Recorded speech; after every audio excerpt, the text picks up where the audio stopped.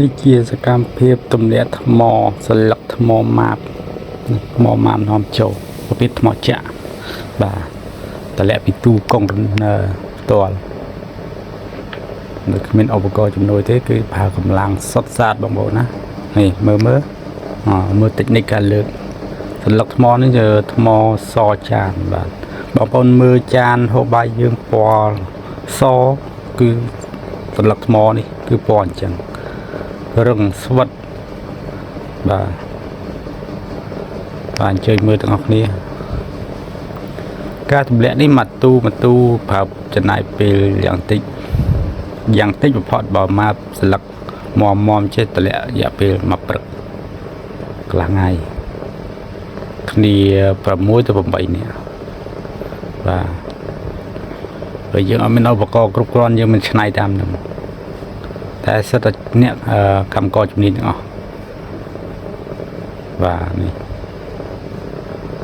សូមអញ្ជើញមើលទាំងអស់គ្នានេះសចានគឺសដូចចានអញ្ចឹងអត់មានរូបអីទេគឺសលាត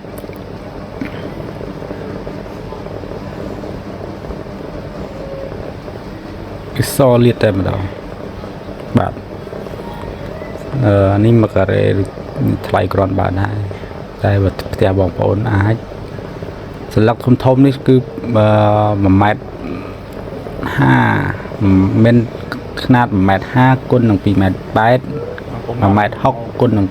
3.20 ម៉ែត្របាទគឺຂະຫນາດវាចេញមកប៉ុណ្ណឹងតែបើចង់បានស្អាតហ្មងគឺយើងយកសន្លឹកធំទៅបិទជញ្ជាំងនឹងបិទជញ្ជាំងទៅស្អាតហើយ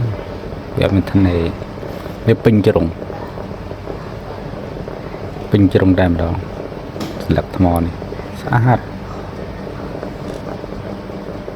តើផ្ទះឯអាដាមលោកអុកញ៉ាអ្នកបញ្ញាអីគឺប្រើសន្លឹកថ្មនេះត្រឹមត្រូវបើស្អាតទាំងអស់សន្លឹកថ្មម៉ាបនេះបាទហើយចំពោះណាដុំខាងក្រោយខាងក្នុងនោះគឺ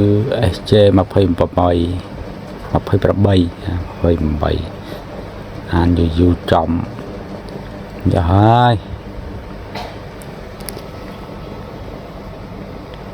បាទការទម្លាក់គឺមួយស្លឹកចំណាយពេលយ៉ាងតិចក៏2 នាទីដែរបងប្អូនមានសសារាយធម្មជាតិសារាយចាក់បើសារាយចាក់នោះថ្លៃមកការ៉េគឺ100ជាងហើយតែស្អាតមាំស្វិត